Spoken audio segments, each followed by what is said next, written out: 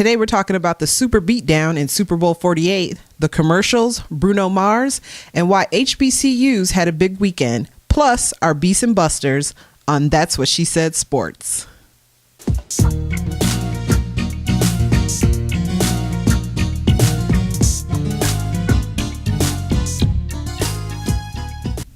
Hey everybody, welcome to That's What She Said Sports. I am your sports chick, Nicole, Monique, and I'm with my co-dude, BG. Yeah. Yeah. Okay. You threw some Bruno Mars in there. Yeah. What? Yes. Well, we want to welcome you all, the rest of our sports chicks and sports dudes, to the show, especially all of you all watching us on our YouTube channel, listening to us on Podbean, and definitely following us on I-95 Sports Network. Yep, and remember to like us on Facebook, Twitter, and use the hashtag #SheSaidSports. B, I'm hurt. I know you are. I know you are. I'm hurt. I am here for you. Is that okay? I am here for you. Yeah. I don't even know what to say right now. Would you be needed? I mean, there's a lot to say, but man. I know. But you know what? I took it like a champ. Yeah. Took it like a champ. Yep. And as I told the people, little Rusty. Yeah. There's something about that little kid. Just love that little boy. Yeah. Little Rusty did it. Little Russell Wilson. Little Rusty. Woo. Did his thing, man. Well, if you were one of the 111.5 million people not watching the Super Bowl, while you were sleeping. Yeah, I have no idea what you were watching. So we definitely are going to be talking about the Super Bowl. It's like I said, From the rooter to the tutor. Like I said, the Super Beatdown. The Super Bowl. So the commercials. The commercials. The good, the bad, the lots of bad, and definitely the ugly. The ugly. And as you, Bruno Mars. Yes. Which I have a beef with some folks out there who did not like Mr. Mars. Yes. Because he was doing his thing. And if she's got beef, we've got beef. We've got beef. All right. So the Seattle Seahawks beat the Broncos. They did. I'm sorry. 43-8. They gave the Broncos the people's elbow. Woo. The elbow of death. They beat the Broncos right from the beginning. Basically, that safety has to be the ugliest thing I've ever seen in my life. Like, I didn't even know, like 12 seconds in the game, right. I'm like, what the Halle Berry is going on? Right. So we had that. He was looking for Omaha. Yeah. I don't know what was going on. But anyway, they scored in a safety 12 seconds into the game. The fastest score in Super Bowl history. Yes. I'm like, seriously? Yeah. Seriously. Record breaking even. So from the start, the Seahawks took off, and as we all know, never looked back. Put their foot on the gas. Yeah. Not even looking for the brakes. And I want to talk to you because there was a point of the game where you said you were talking to me via Twitter and text. Right. And at one point you were like, Nick, if they score again, I'm going to bed. I'm taking it to the bed. And as soon as you said that, here he comes. Night. They scored again. I was like, fool, you shouldn't have put that out there in the universe. What were you thinking? Night. I mean, it was bad. Hey, man. You know what? I mean, sum up. Give me one word that sums up the Super Bowl for you. Awesome. Okay.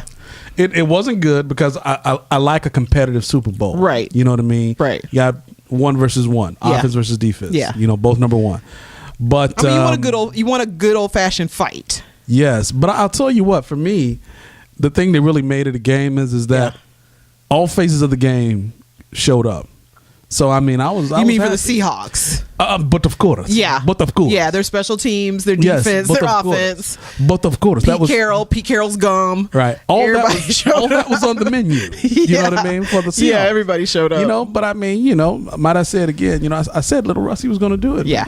Yeah. Y'all heard it right here last week. Yeah. And if you didn't, get the tape. I mean, like we said, defense, beast mode. Defense. Let me see. Denver's number 1 offense, 8 points, 3 turnovers, and 19 rushing yards. Ouch.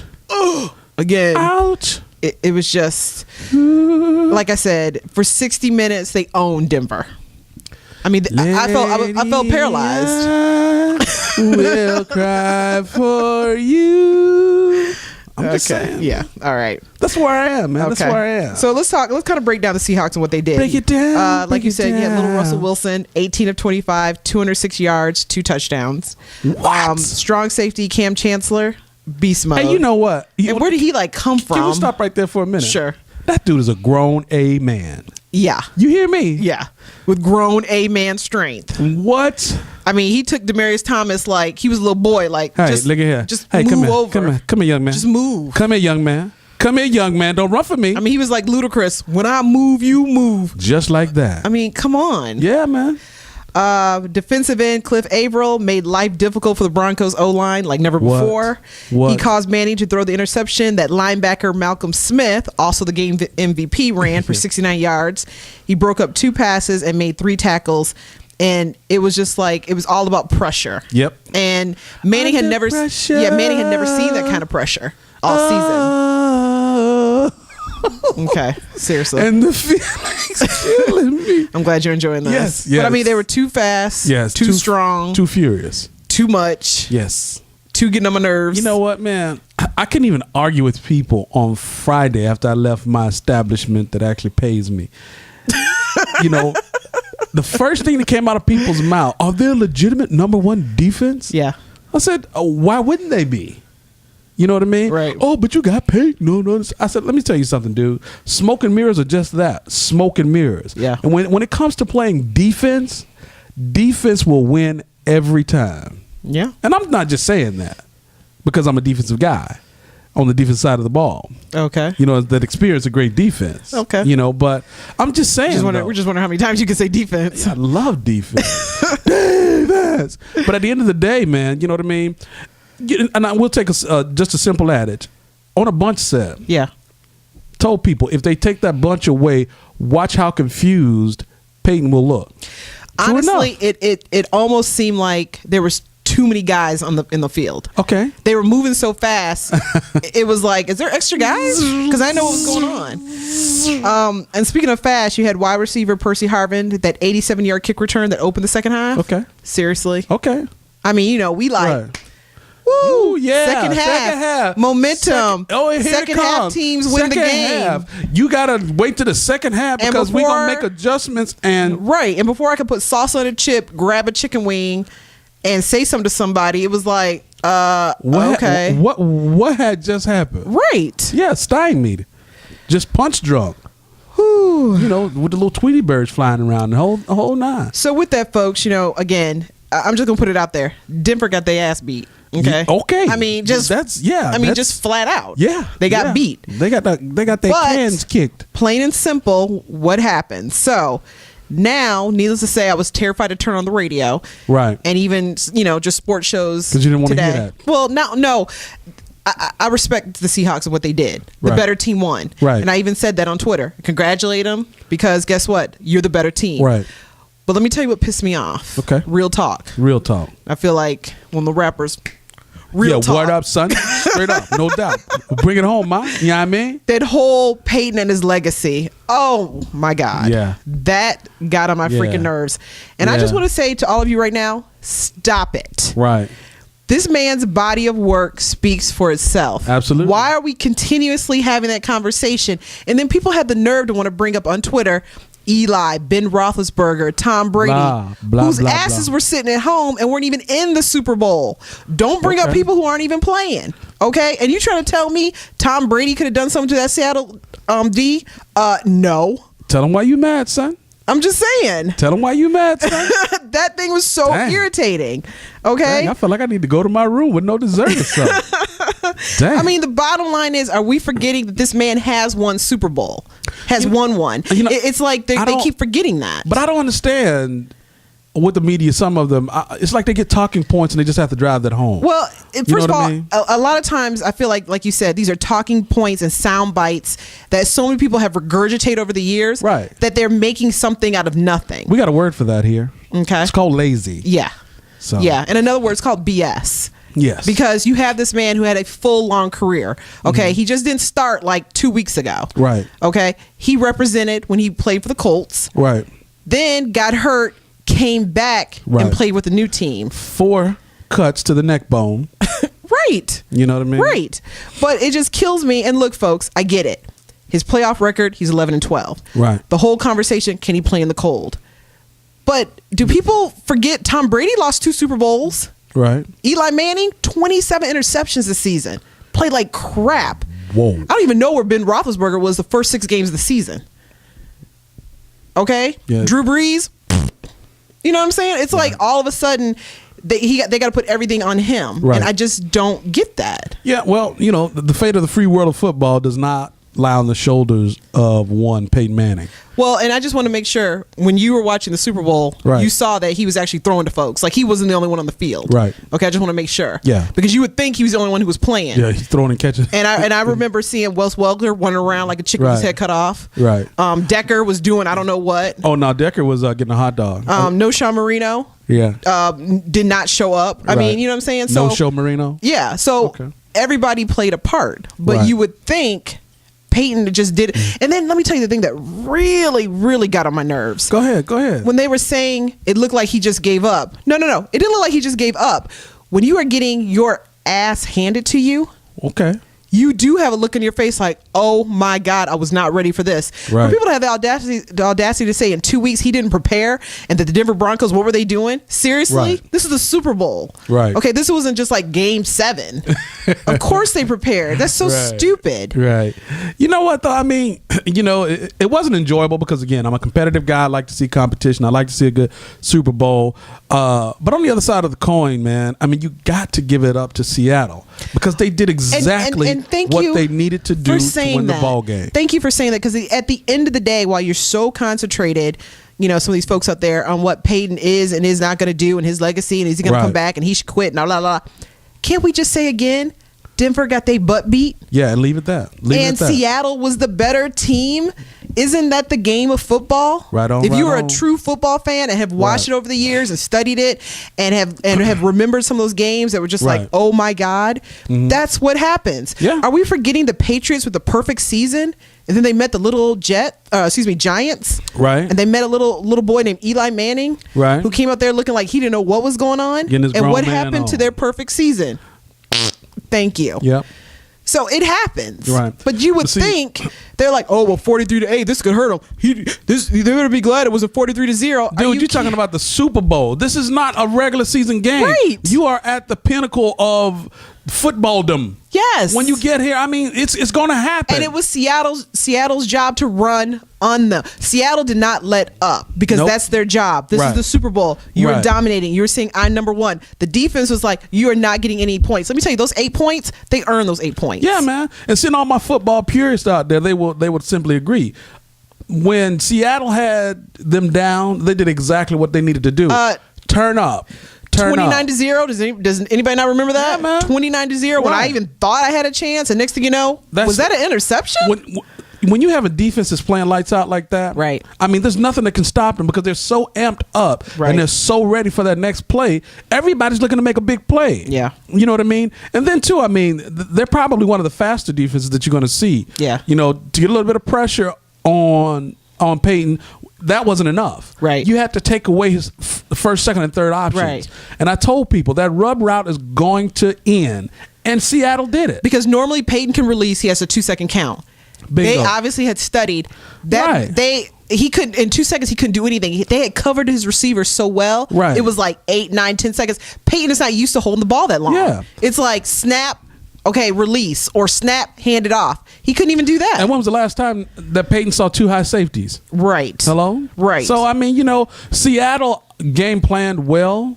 They did it to perfection. And the end result is what you see. I mean, the bottom line is they got out-coached and outplayed. Can't we say that? Can't we all And the just fact get they're along? all, I mean, okay, there was a show today. I'm not going to bring it up. Okay. Here in Atlanta. Okay. And the guy was like, well, you know, this kind of changes it for me. I had Payton in my top 3. Now he's in my top 10. Seriously, idiot? Oh, like boy. top 10 isn't good? Oh, boy. Are you freaking kidding me? To me, this reminds me of the whole conversation between like LeBron and Michael Jordan. Right.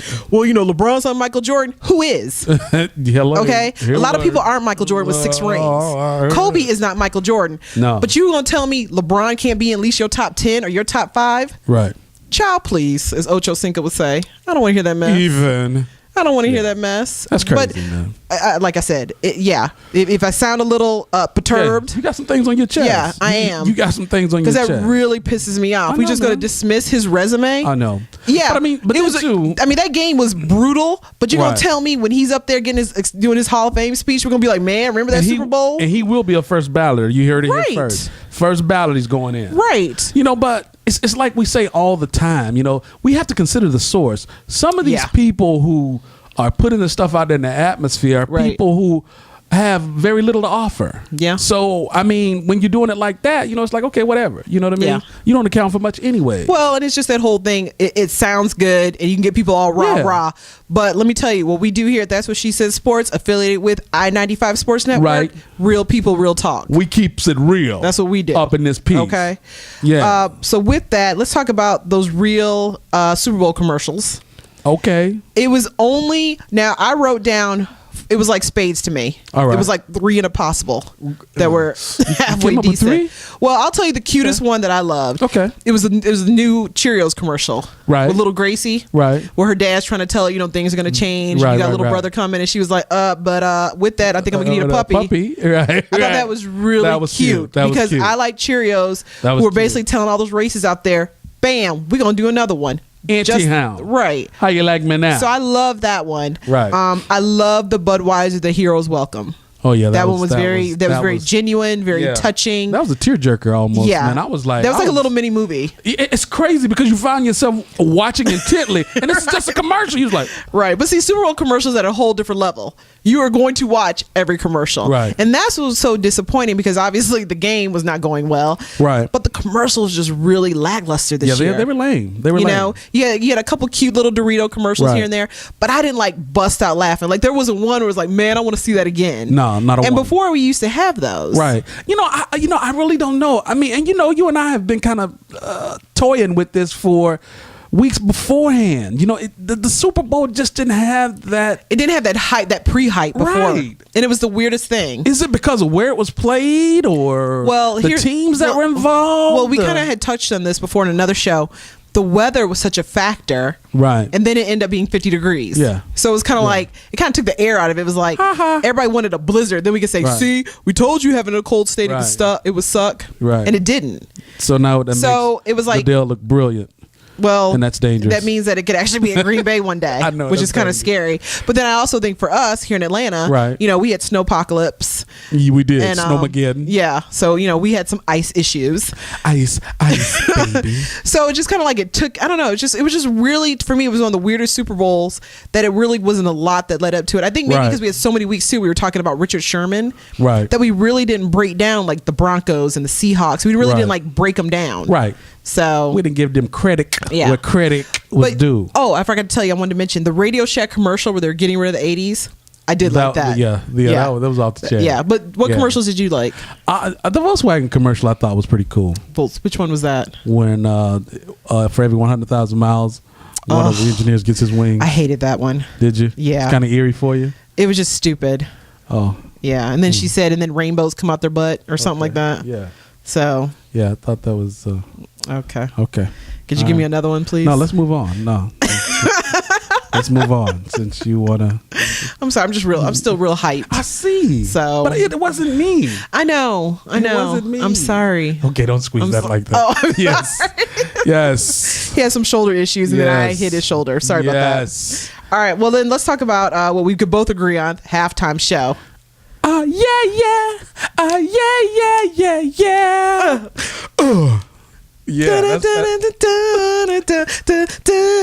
That's you do. You don't know the words. And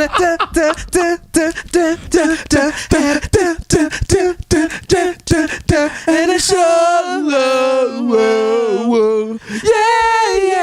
Yeah. And you make me feel like. Okay. Yeah. All right. Locked out of heaven. Anyway, Bruno Mars did his thing. And let me tell you one thing. To all y'all out there in the Twitters, bloggers, whatever sphere, this kid is talented. Yeah. You know what I mean? That's what a halftime show should look like. Entertainment. Right. Everybody. You know what I mean? You want loud gold jackets. You want dancing. Right. When he came up with the drums, I was all in. And let me tell you, I love me some Red Hot Chili Peppers. That's old school right there. Give it away, give it away, give it away now. Give it away, give it away, give it away now. I just wish they would wear shirts. Right. I'm just saying, I don't think they've worn a shirt in like 20 years. Nobody wants to see the taco meat and extras. But I just love the whole thing, and I couldn't believe people were actually saying, well, I'm glad the Red Hot Chili Peppers appeared because then he could, they could help Bruno Mars. Bruno Mars didn't need any help. How stupid is that? He was doing his thing. The Red Hot Chili Peppers was a little bit of a distraction, and I was glad when they got off. And it was kind of a weird mix. Right. And then too, man, a lot of people have not yet just opened their minds to the whole concept of different music. But okay, and you just touched on something. You have 111 million people watching, okay? Right. From all over the world. Right. You have different races, different age groups. Right. It was funny to me that I found that older people, crusties, were kind of like, who's this Bruno Mars? Who's Bruno Mars? And if you would actually Google him, you would know. Yeah, Google. Google. He is, he's a huge pop star. He is. And even before he went solo, he always was, did a lot of collaborations with other artists. Absolutely. That were huge. Because he writes his own material. He was doing the James Brown. He did a little Michael Jackson. Man. Straight. He was doing his thing. Killing it. And just so for the record, he's Hawaiian. Yeah. So there were some people on social media who were actually going, that N-word. He's Hawaiian. So he's of the Polynesian persuasion. So just know everybody brown is not an N-word. Yes. Okay? Yeah. Get your races right. Yeah, get your races right. When you're going to be racist right. I'm just saying. We're going to put that in a t-shirt. If you're going to be racist. Be racist right. Right. Don't be out here misnomering people. Well, it's Black History Month. It is indeed. Yeah. So as I like to call it. Happy Black History Month. Brown Pride Month. Oh. Yes. Oh, well, happy Brown Pride Month. Thank you so much. Well, with it being Black History Month, I wanted to touch on, did you know Russell Wilson is now the only second starting African-American quarterback behind Doug Williams? Behind Doug Williams. Yes. Who went to a historically black college university. Yes, he did, and he played for the Washington Redskins. Yes. And did you know that Doug Williams and Russell Wilson both beat the Denver Broncos to get their Super Bowl rings? Yeah. Gives new meaning to a whipping horse, doesn't it? It gives new meaning to the Broncos don't necessarily want to see another black quarterback. No. I think that would help. Poor Johnny Elway. So now you had brought up HBCUs. Yes, indeed. So some other little trivia when I mentioned it was a big weekend for HBCUs. Right. As you all know, the 2014 Hall of Fame inductees were announced over the weekend for the NFL. Well, 3 of the new Hall of Fame inductees actually went to HBCUs. Word up. Now, for those of you out there who don't know what that is, HBCU stands for Historically Black College and University. Yes. So you had Michael Strahan, who went to Texas Southern University. TSU. Claude Humphrey, who went to Tennessee State University. The other TSU. And then Anais Williams, who went to Southern University. As they like to say down there, Southern Baton Rouge. Right. Yeah, man. And another little fact, just since I'm just full of facts and trivia today. Let's do it. Russell Wilson's grandfather used to be president of Norfolk State. Behold, the green and gold. Yes. Spartan. So this is a pretty big deal. And again, for those of you who are not familiar with HBCUs, I would say Google. But then I'd also say it is a big deal because there was a time where African Americans, with it being Black History Month, to kind of give you a little history, could not go to universities or colleges that white people went to. Exactly. So we had to create our own. So there is a legacy and a history, especially here in Atlanta, with Morehouse and Spelman. Mm-hmm. So it's a pretty big deal. So to have these guys to have the opportunity to go to college at these HBCUs and then to play in the pros, that speaks volumes. It does. Our producer said is from Tennessee. Right. And actually his parents are good friends with Claude Humphrey. So Tennessee State University holds a special place in his heart. Right. So, it's pretty cool. It is, man. And I'll tell you what, another interesting fact is that Russell Wilson's backup. Tavares Jackson. Yep. Yes. ASU. And could you let everybody know what that is? Alabama State University, Montgomery, Alabama. Yes. Yes, indeed. Fight on, Mighty Hornets. Fight on. Give me that old Bama State spirit. So it's pretty cool. I mean, what does it mean to you? Man, HBCUs. I tell you what, my father, of course, went to Florida A&M, and I went to Alabama State University. Right. And I come from a family that went to Southern. Yeah, man. I mean, it's just it's a place of home. Right. It's a place of family. Right. And I mean, we always stick together. I mean, no matter what. I mean, of course, you have your high school friends or whatever that you always keep in contact with, but your HBCU buddies, I mean, they're friends for life, man. Right. And I actually went to Elizabeth City State for 1 year. Long story. Nice. But I did get to experience it for 1 year. But not only that, man, you know, and I'll just give you a little bit of a recent history for myself. A good friend of mine, we went to high school together. He actually came out behind me, and he was one of the guys that was on the 4x100 relay team that set the high school national record. Yeah. Along with Sean Jefferson and others. He passed away on Tuesday. Sorry to hear that. Yeah, he actually passed away. He was in a single car wreck. Oh my goodness. Due to snow up in Montgomery. Yeah. Desi Patterson. Yeah, he's an ASU alum. Wow. He was SWAC Freshman of the Year. Yeah. I'm sorry, of the week back in 1990. Okay. And he was on the Alabama State SWAC championship team as well. Okay. And but man, it was like, you know, so yesterday was kind of bittersweet. You know, to get that news, you know, I got a bunch of the old guys reaching out to me that, you know, we normally don't hear from each other or get together until it's October around the Magic City Classic or the homecoming, which is Thanksgiving Day. And man, it was just surreal. Yeah. You know? Yeah. Because he's a little bit younger guy. He's a little bit younger than me. But I mean, we were still very tight. I mean, because we went to the same high school. So, you know, and he and I were very good friends. Did he wife, kids? Yeah, man. He had a wife and 3 kids. Okay. Yeah. So well, definitely our condolences go out to them and the rest of his family. To his family and also the Hornet family, because I know they're grieving pretty good. Yeah. But you know, well, that's that family you were talking about. Exactly. That's what I mean. That's how that all ties in, man. Yeah. I mean, once you're a part of that family, man, you're always a part. I mean, and when you go to some of these classics, you know, you meet some of the opposing team. I mean, it's still family, right? I mean, you know, you go at it for that, you know, for that 15. Whatever, the 20 minutes on the clock, and it's done. And after that, you know, you eat together, you fellowship, and it's just family. It's just a huge thing to be a part of. Yeah, you know what I mean. And like I said, it's never dying. Yeah. So, shout out to my HBCU family out there, man. That was cool, B. To all of those that was good of the HBCU ilk. We love you. Yeah, and like I said, for those who definitely want to know more, I'd say look it up because there's some really good institutions and here some interesting history around it. Very interesting, especially for those that are in the Atlanta area. Definitely look up the history of Morehouse College. You'll be amazed. Yeah. And if you went to HBCU, let us know. Give us a shout out on Twitter. # She Said Sports. Love us. Okay, folks, remember you are watching and listening to That's What She Said Sports. I'm Nicole Monique, and I'm with my co-dude BG. Yep. And it's now time for Beast and Busters. So we'd be remiss if we didn't give a huge beast out to the Seattle and winning the Super Bowl. Yeah. I mean, you just gotta say it like you mean it, though. I did. I said Seattle. It's Seattle. Come on, man. Give it away now. You know what I mean? Hey, no, I have respect for them. They were the better team. Your boy got beat down. But I'm just saying, it's still... your boy got beat down. It still hurts. Yeah. It still hurts. Just all I'm saying. And good old BG's. You know, he just tried and true. Just dig it in. Yeah, little Rusty's gonna do it. Just dig it in. Just dig it in. He done it. All right, now this was interesting too. We have to give a beast to Joe Namath for rocking the fur. What? And I know in this day and age, because I have friends who belong to PETA, it's not the most popular thing in the world. But Joe, Broadway Joe that is, was rocking the fur. And 50 degrees. And you could hear that music playing in the background, that blaxploitation music.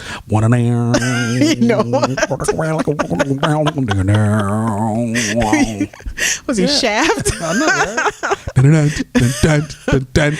But you couldn't tell Joe nothing. He was probably sweating billy goats up under there, but it almost messed up the coin toss. Yeah, I still but I'm just saying. Yeah, I still got it. Right. Even since '64, I still got it. Right. Now you want to give a beast to the Duke Syracuse game. I hate that I missed it because it was like the game to watch. So now let me tell you something. That game it had Final Four written all over it. Okay. You had the largest crowd. Where are they ranked? Ever in the Carrier Dome. Syracuse. I know Duke was 17. I think Syracuse was number 2. Okay. Oh, wow. Yeah. Okay. Yeah. Awesome game. Now, who won the game? Syracuse won in overtime. Okay. Because I do remember them going into overtime. Right. They went in overtime. Okay. Shot from Mr. Rashid Suleiman with 3 seconds left. Nice. And Syracuse they went nuts, pulled it out. didn't they? But let me tell you something, man. This is a regular season game. Yeah. I mean, everybody was wilding out about it on Twitter. Man, I mean, because I'm a Duke fan. Yeah. I'm getting texts, phone call. Hey, fool, are you watching this? Yes, I'm watching this. Man, this thing is big, huh? I was like, Yeah. Right. You know what I mean? It's like, Right. I had no clue. Man, these people were selling Beat Duke t-shirts 3 weeks before the game. Did you buy me one? These people were selling Beat Duke t-shirts 3 weeks before the game. And did you buy me one? You know what I mean? I mean, that's. I'm going to find that. I'm going to see if I can find one online. Go ahead. Go ahead. Saying. I don't know where you're going to wear that. Oh, I'm wearing it on the show. Okay, wear it up in here. It's going to be a halter top. I'm just saying. Put the scissors on that joint. Just going to say beat. Beat. Oh, why is there a draft? But it was so. This is their first time playing. Yes. Wow. Yes. Okay. And they probably played at some point, in the tournament, but this is their first time playing regular season and Duke's first time ever in the Carrier Dome. Okay. Man, it was electric. 35,000 plus. I'm talking about not just regular 35,000. I'm talking about 35,400 and some change. Wow. Yes, man. I said that I was going to find out if that was the largest crowd ever for a collegiate basketball game. Yeah. It was unchained, man. It was electric in there. And the sad part about it is they had to stop selling tickets. Man. Well, you got me excited about the next one. That's all I know. I'm trying to tell you, when they come to Cameron, the Cameron Crazies, it's going to be on and pop locking. All right, you hear me? Well, now it's time for our busters. And had to give a buster to the Denver Broncos. Yeah.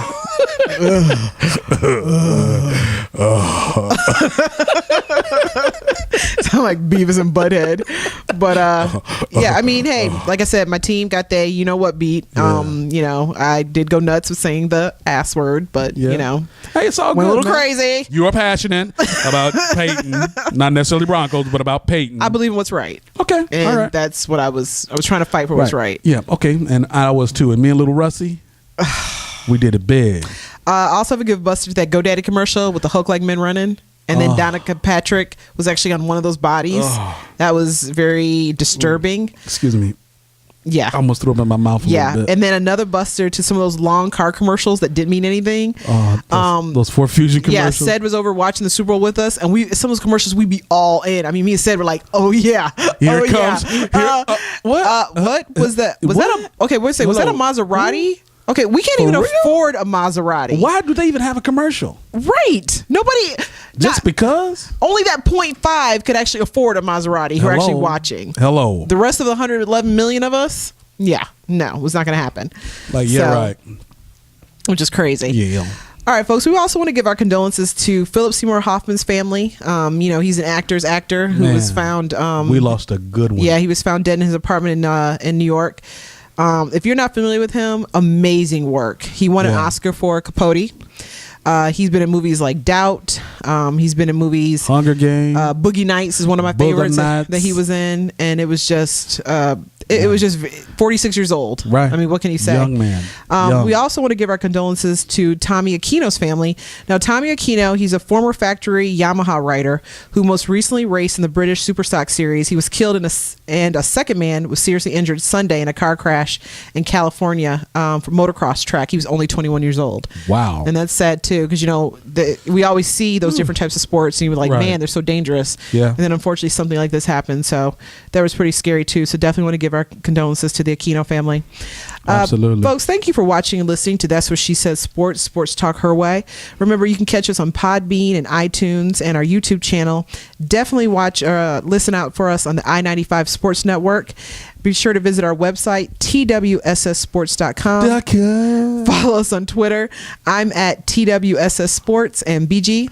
I'm at Big BG, the number 1. Like us on Facebook, and definitely check us out on Google+. And remember, we always want to hear what you have to say. We just want to hear from you folks. So use the hashtag on Twitter, She Said Sports. And BG, any last words? Nope. Good? Nope, I'm good. Thank you to all of those who did join into our Super Bowl banter on last night. We appreciate it. It's always good fun. And I think they had a lot of fun as well. So definitely be on the lookout for the next time. Because we got baseball come around the corner, but now it's all about basketball. Right. Pro and college. So get ready. March Madness is around the corner. Let's go, Duke. Okay. Let's go, Duke. Alrighty. Let's go, Duke. Okay. Wow. All right. Yeah. Just do what you got to do, please. I mean, you and Payton, y'all had y'all thing.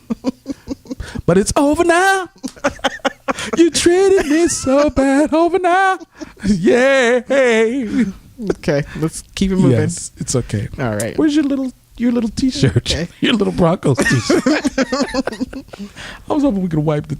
Okay, alrighty, folks. I think that's where we go ahead and cut away. But as always, in parting, the BG stands for be good. Till next time. Till next time, folks.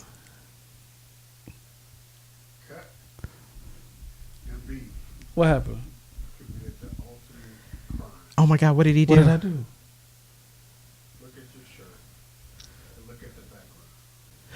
Oh, snap! Man, I thought I cussed. I thought for real. And I was like, because he got polo. I know, he got polo. The first thing I did, I was like, whoa. Look at him and look at me. Me. Him. Me. Oh.